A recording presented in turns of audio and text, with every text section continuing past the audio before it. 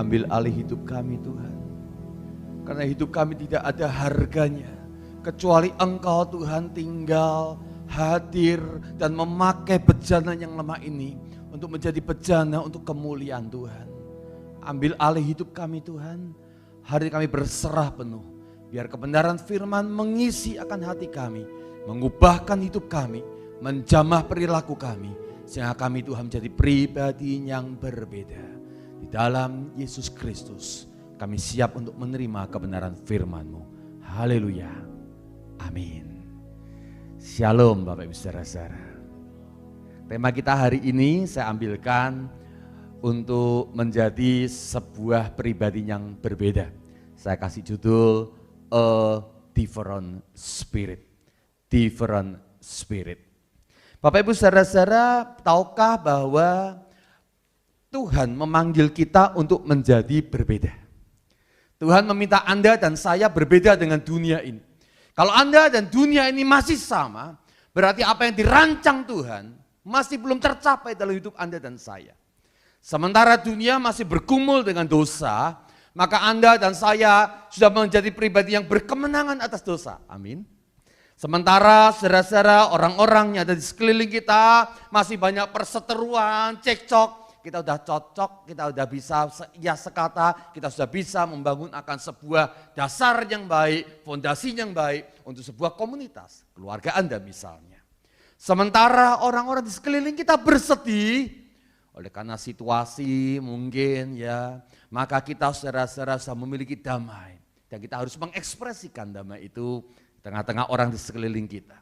Orang-orang yang lain bisa takut saudara-saudara, sementara Anda dan saya dipanggil untuk menjadi kuat, bahkan Anda diminta untuk menguatkan orang-orang yang sedang ketakutan. Sementara orang-orang kebingungan, Anda dan saya diberikan roh untuk kita tetap tinggal tenang di dalam hadirat Tuhan. Saudara, hari-hari ini ada banyak orang di sekeliling kita sedang kebingungan. Oleh karena situasi yang berubah dengan cepat, ya minggu lalu kita mendapatkan saudara-saudara ya disampaikan secara formal ya bahwa ada seorang pasien terkena akan wabah COVID-19. Dan mulai terjadi kehebohan saudara-saudara, minggu diumumkan, Senin banyak orang lalu kemudian membeli belanjaan, ras terjadi di banyak tempat saudara-saudara, ya banyak orang bingung dan panik. Lalu kemudian reda lagi, terjadi saudara-saudara, pasien yang kedua, pasien yang ketiga, orang mulai bertanya-tanya lagi. Minggu ini saudara-saudara kita juga mendapatkan sebuah situasi yang baru, di mana saudara-saudara situasi yang berbeda menuntut kita saudara-saudara untuk membuat sebuah tindakan yang berbeda. Tapi dengan hati yang tetap damai, tinggal tenang, dan kita tetap percaya kepada Tuhan. Hari ini saya akan mengajak kita membicarakan sebuah tema A Different Spirit dengan sebuah ayat bahasan dari 2 Timotius pertama ayatnya yang ke-7. 2 Timotius pertama ayatnya yang ke-7. Akan saya bacakan untuk kita semua, kalau Bapak Ibu membawa Alkitab atau memiliki Alkitab, langsung saja dibuka di handphone Anda ataupun di buku Alkitab dalam bentuk buku Anda. Dikatakan demikian dari 2 Timotius pertama ayat yang ke-7. Sebab Allah memberikan kepada kita bukan roh ketakutan, melainkan roh yang membangkitkan kekuatan, kasih, dan ketertiban. Saya ajak kita membaca bersama-sama sambil kita camkan dan kita taruh ayat ini dalam hati kita. 2, 3. Sebab Allah memberikan kepada kita bukan roh ketakutan, melainkan roh yang membangkitkan kekuatan, kasih, dan ketertiban. Saya ingin buktikan ayat ini dari terjemahan yang lain, King James Version dikatakan, For God hath not given us the spirit of fear. Ya, for God hath not given us the spirit of fear, but a power and of love and of a sound mind. Ya, but of power and of love and of a sound mind. Bapak Ibu saudara-saudara, next please. Dunia ini dipenuhi dengan rasa takut. Sesungguhnya rasa takut menurut para psikolog saudara-saudara digambarkan sebagai dorongan yang terbesar untuk manusia melakukan sesuatu. Kita bisa dikejar untuk mendapatkan keuntungan, kita bisa dikejar, didorong untuk mendapatkan kasih, kita ingin dikejar untuk mendapatkan benefit. Tapi rupanya dorongan yang paling besar, dorongan yang paling kuat adalah rasa takut.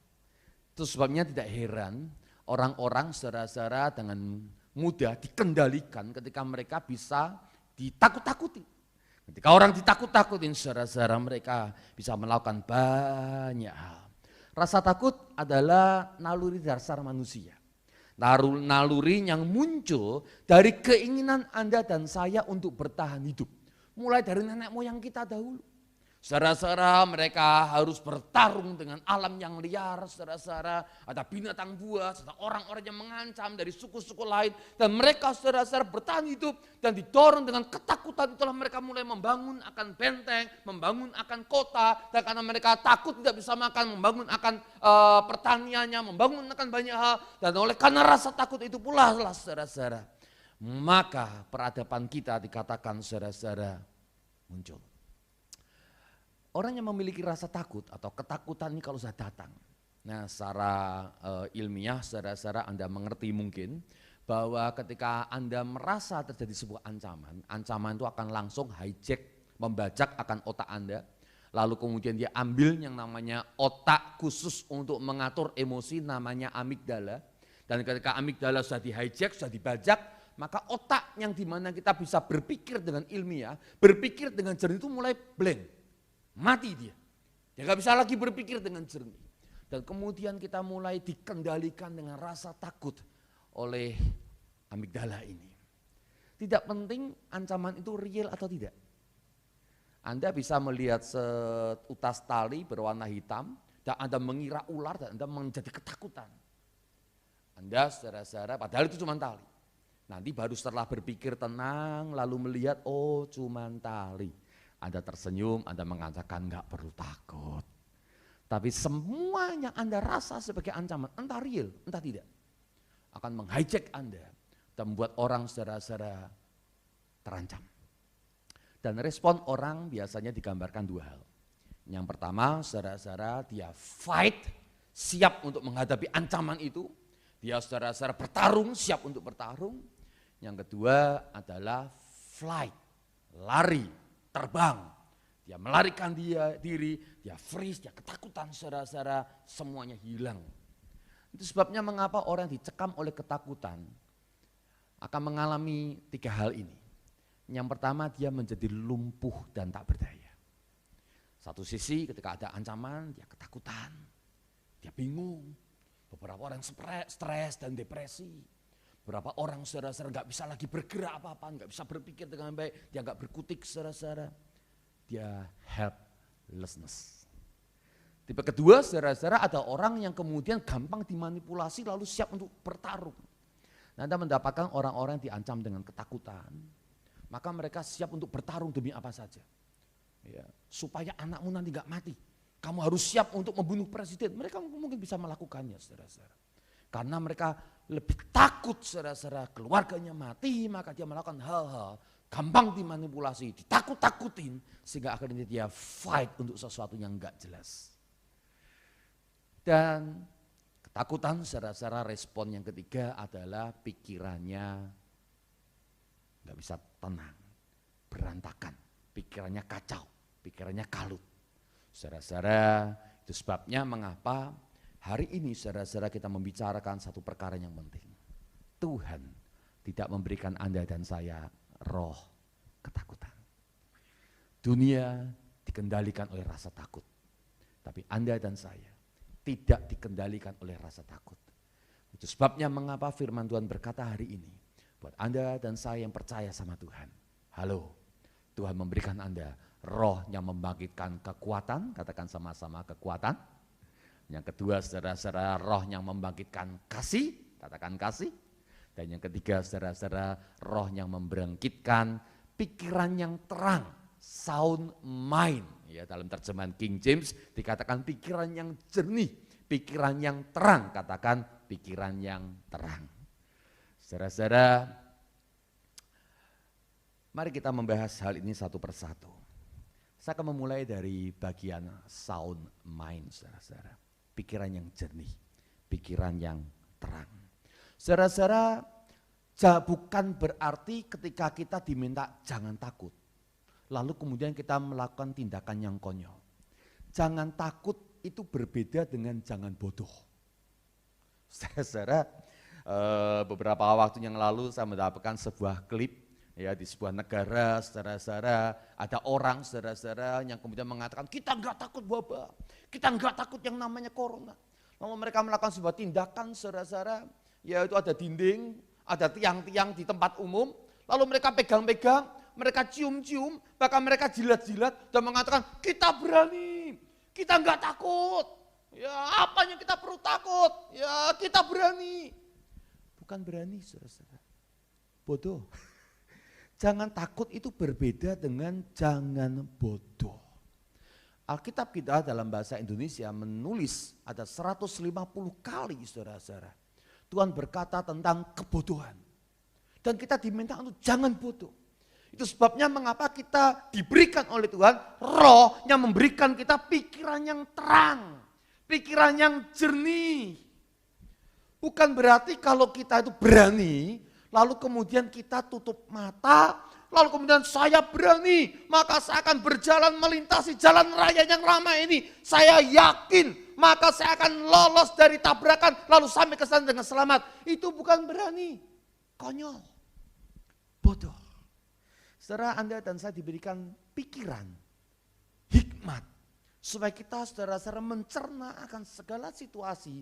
Kita membaca keadaan-keadaan yang ada dan kemudian kita bisa menyikapi dengan baik. Bukan dengan ketakutan, tapi dengan kejernihan pikiran. Nah setelah kita jernih pikiran, baru kemudian kita memilih responnya. Apakah respon kita menghadapinya, apakah respon kita berwaspada, apakah respon kita mempersiapkan diri dengan mengantisipasi. Ada banyaknya hal yang kita bisa kerjakan, yang penting adalah kita punya pikiran yang jernih. Tuhan memberikan kepada Anda dan saya pikiran yang jernih. Roh yang memberikan kita berpikir dengan benar, berpikir dengan baik. Saudara-saudara, Amsal mengatakan sebuah kalimat yang unik, saudara-saudara. Dikatakan Amsal 22 ayat yang ketiga, kalau orang bijak melihat malapetaka, bersembunyilah ia, tetapi orang yang tak berpengalaman berjalan terus lalu kena celaka. Anda mengerti maksudnya? Kalau ada malapetaka menghadang di depan kita, bukan berarti saudara-saudara kita kemudian jalan terus menghadapi malapetaka. Namanya orang gak berpengalaman. Namanya enggak berpikir dengan jernih. Namanya enggak bijaksana. Karena orang yang bijaksana dikatakan ketika melihat malapetaka, menghindar saudara-saudara. Enggak perlu kemudian kita tunjukkan, gue hebat, gue berani. Hei, beda berani dengan konyol. Jadi saudara-saudara mari kita berpikir yang jernih. Hari-hari ini saudara-saudara kita akan mendapati banyak situasi yang akan mengalami banyak perubahan. Wabah COVID-19, saudara-saudara, sudah pasti akan membuat banyak perubahan. Pertama-tama kontak sosial kita dibatasi.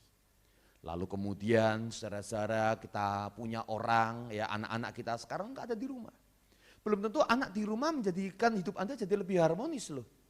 Anak Anda di rumah bisa juga membuat Anda jadi sakit kepala, lalu Anda teriak-teriak, lalu kemudian terjadi perkelahian dan percecokan yang nggak perlu. Dan anak Anda mulai nggak betah juga di rumah. Lalu kemudian cari-cari kesempatan untuk hangout sama teman-temannya.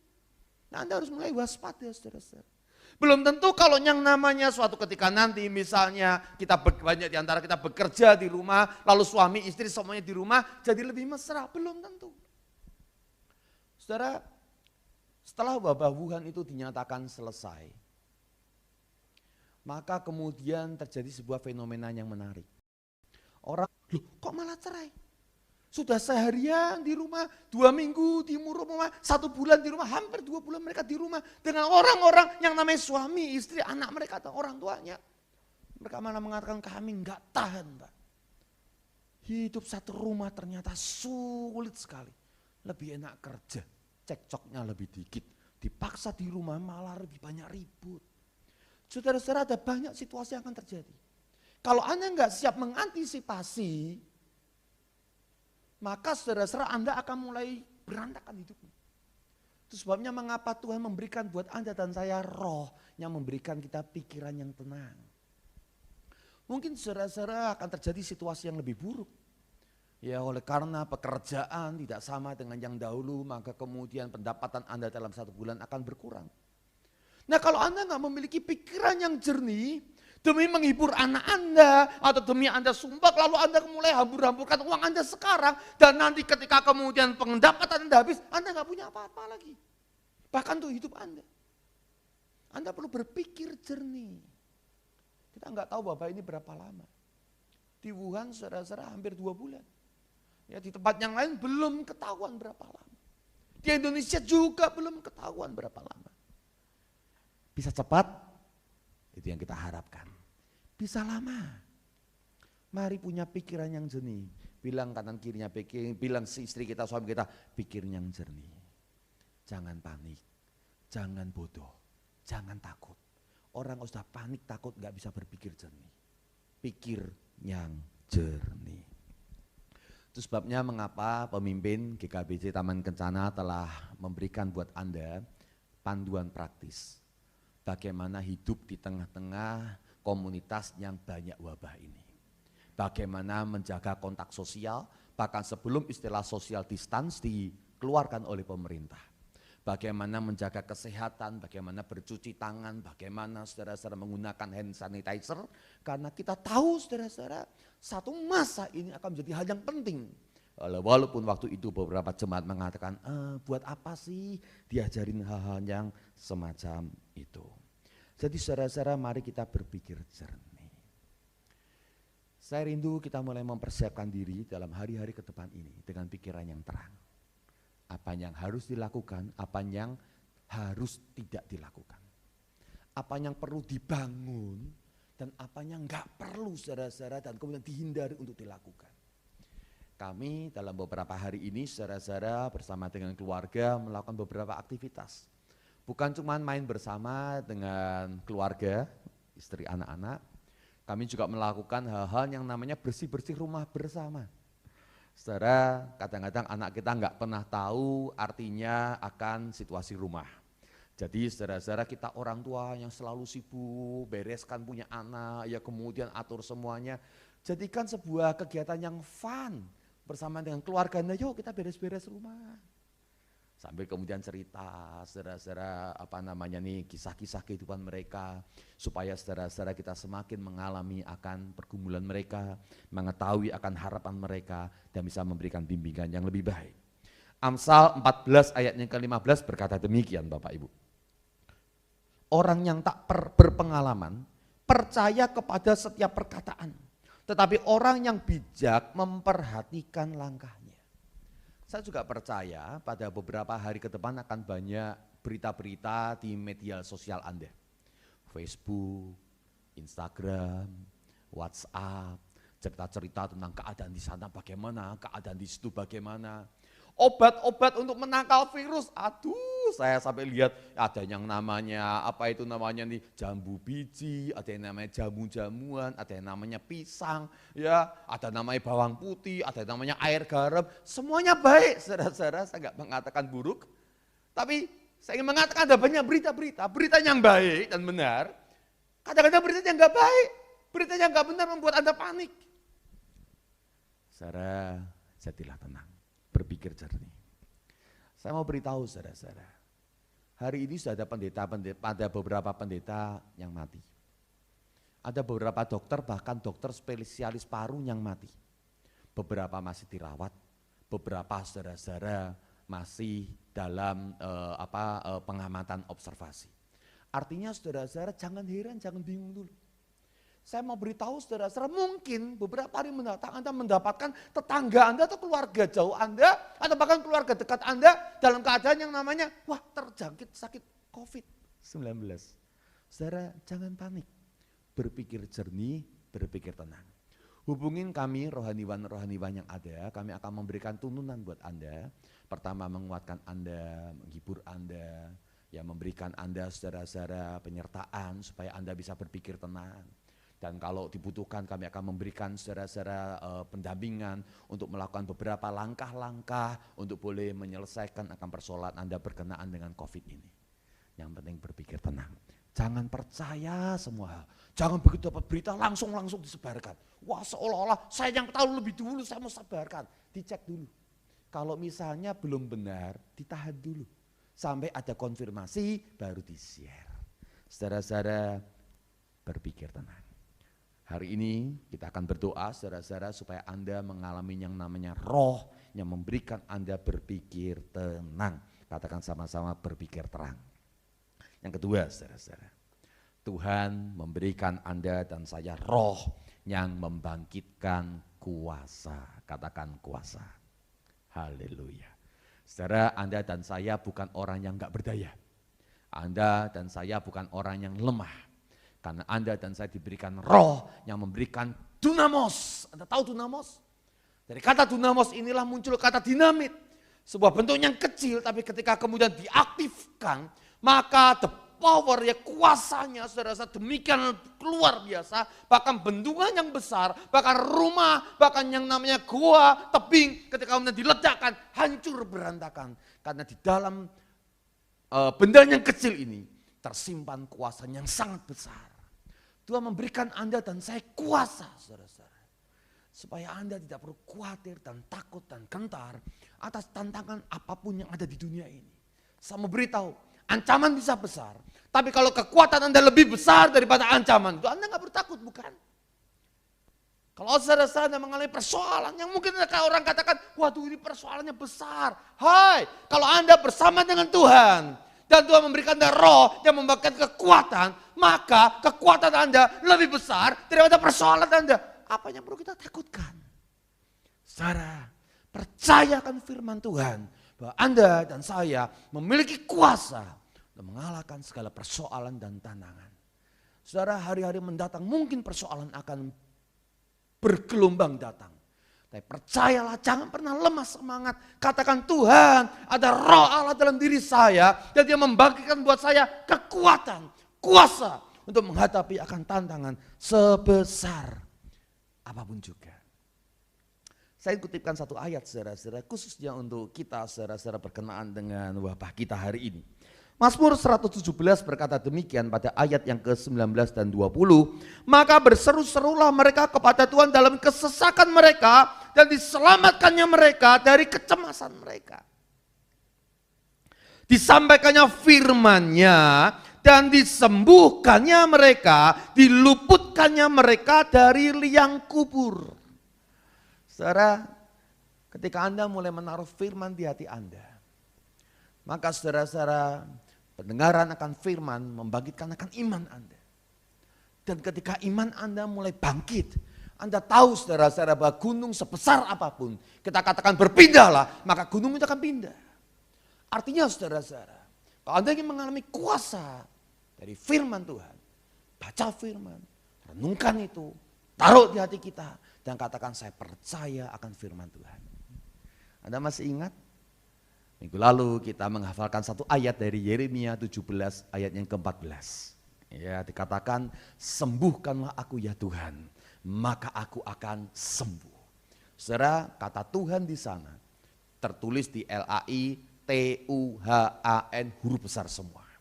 Itu artinya menunjuk kepada Yahweh, Allah pencipta langit dan bumi, Yahweh Allah sang penyelamat. Maka dikatakan sembuhkanlah aku ya Tuhan, maka aku akan sembuh. Karena Tuhan memberikan Anda kuasa untuk mengalahkan segala perkara.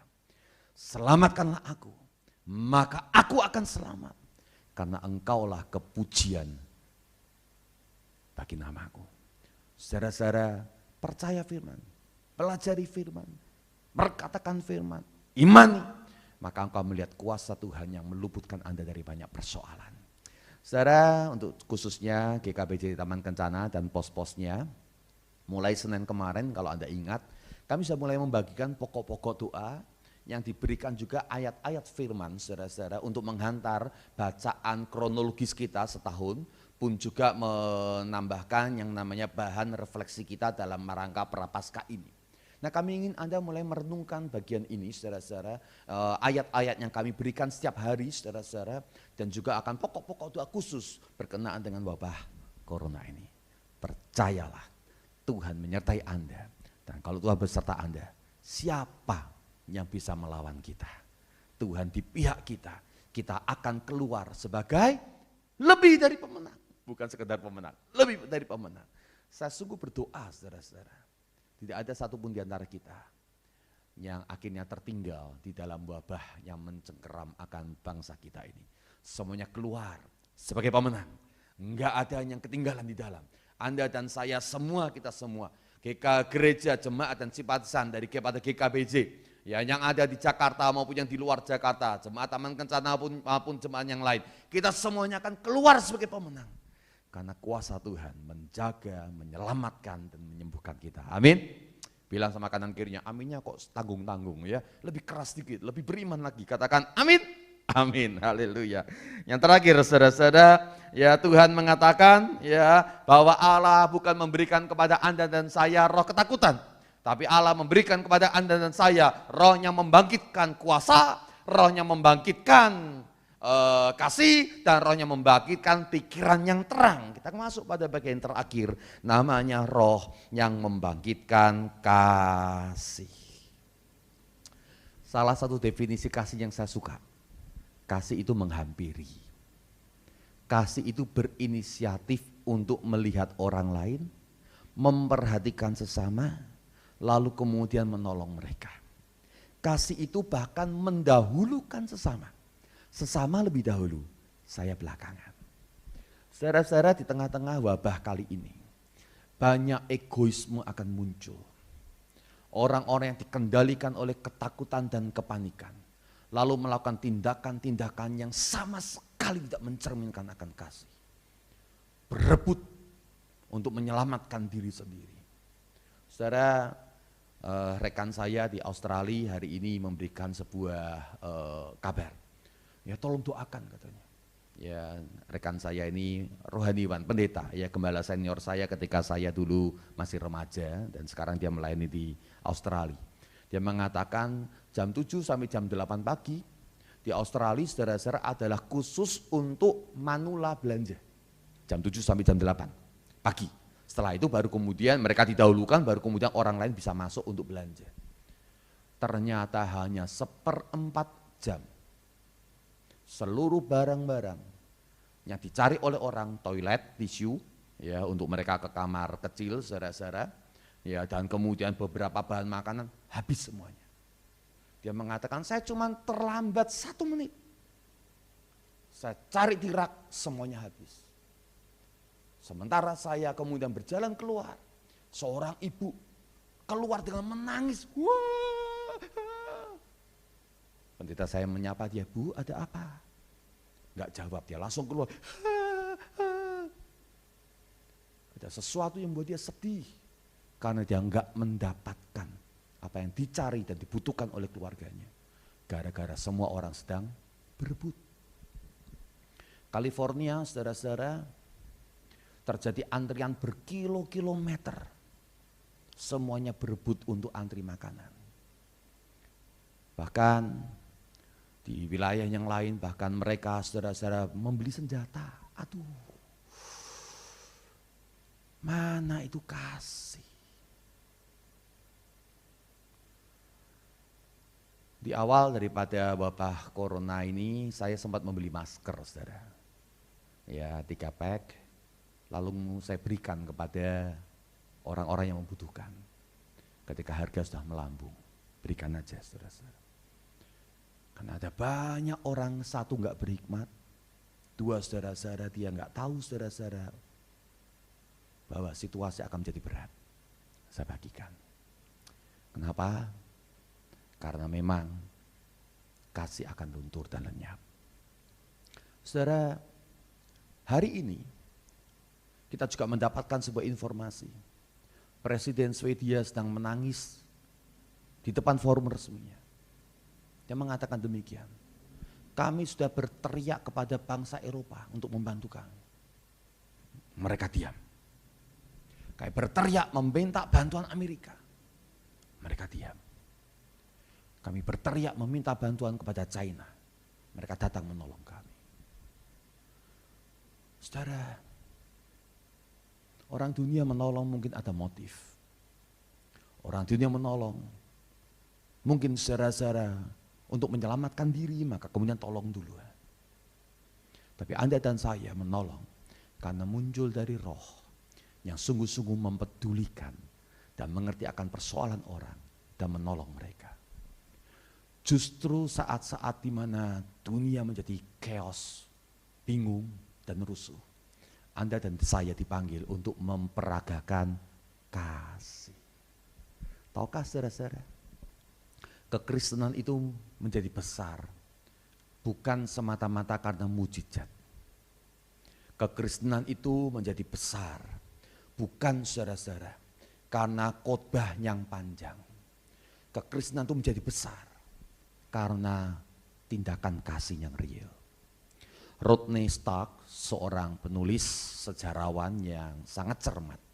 Dia menulis sebuah buku The Rise of Christianity. Di dalam buku itu dia menjelaskan pada tahun 260 Masehi, Romawi terkena wabah yang sangat besar. 5.000 orang mati setiap hari karena wabah yang sangat mengerikan sekali.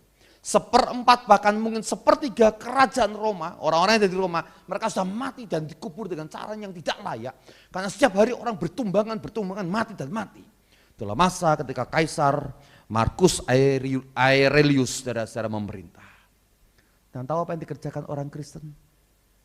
Uskup Dionysius dari Alexandria memberikan sebuah catatan sejarah. Kami orang Kristen bukan kemudian lari menyelamatkan diri. Kami melihat ada sebuah kebutuhan akan masyarakat. Kami keluar, kami menolong mereka yang sudah kesakitan dan tidak ada yang merawat. Kami membantu untuk menyembuhkan mereka. Kami menolong mereka yang gak punya makanan, kami berbagi makanan dengan mereka. Kami menolong mereka, mempedulikan mereka. Karena sudah banyak orang yang gak ada yang menyapa, bahkan keluarganya sendiri takut untuk bersentuhan. Takut tertular oleh wabah. Banyak orang sudah gak bersentuhan lagi, kayak menyentuh mereka, kayak mendoakan mereka, kayak menolong mereka, kayak merawat mereka. Dan oleh karena itulah, maka wabah di tahun 260 Masehi usai. Karena kasih yang diperagakan orang-orang Kristen di tengah-tengah kesulitan. Bukan itu saja saudara-saudara, 362 Masehi juga terjadi wabah yang sama.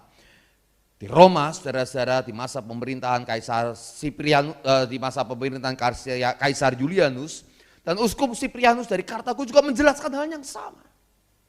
Ketika wabah terjadi melandakan kota, melandakan negara, dilakukan lockdown, ditutup akses supaya orang nggak keluar masuk, supaya wabah nggak terkeluar. Orang Kristen yang mendesak masuk ke kota, dia berkata kepada penjaga, kami mau masuk ke sana untuk menolong mereka. Dikatakan kamu siap mati. Mereka mengatakan lock kami di dalam, kunci kami di dalam, enggak apa-apa. Kami akan datang ke sana untuk menolong dan merawat. Kalau toh kami mati, biarkan kami mati dalam keadaan menolong orang-orang yang ada di sekeliling kami.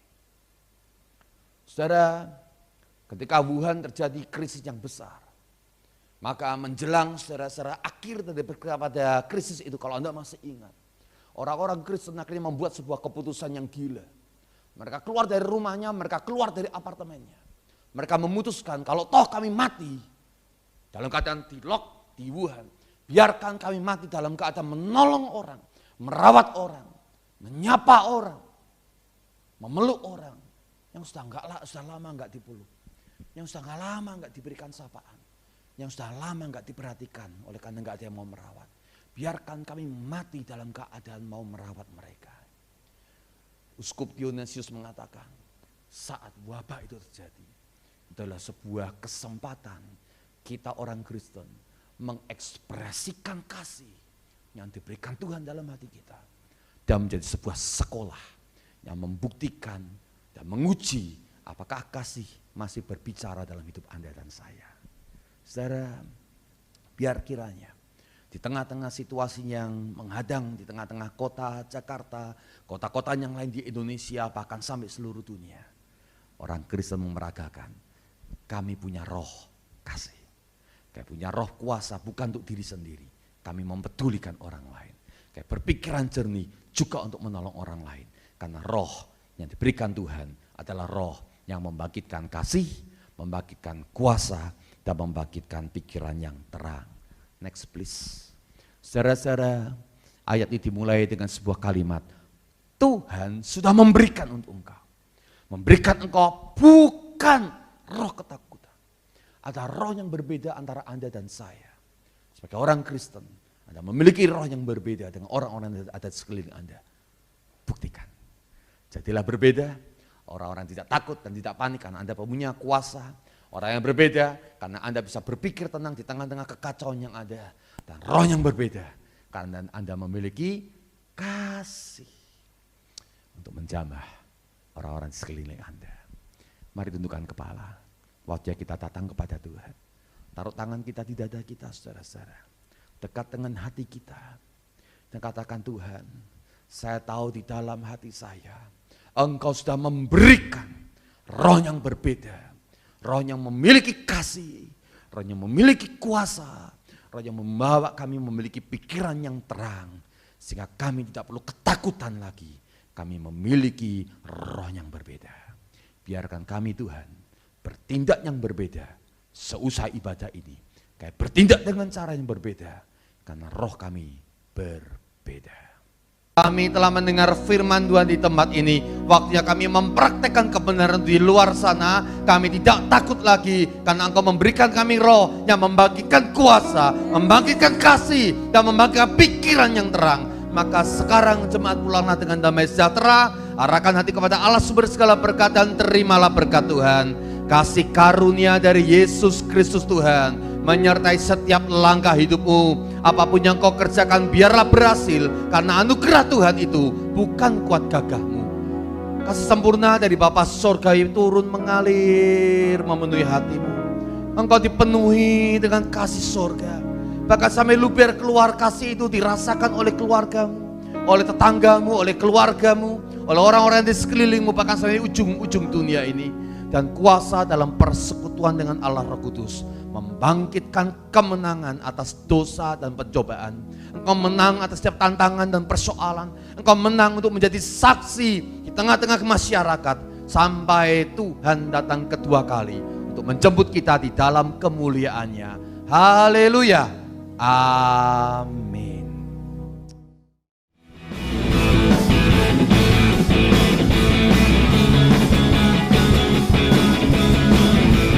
Mari gereja Tuhan nyanyikan.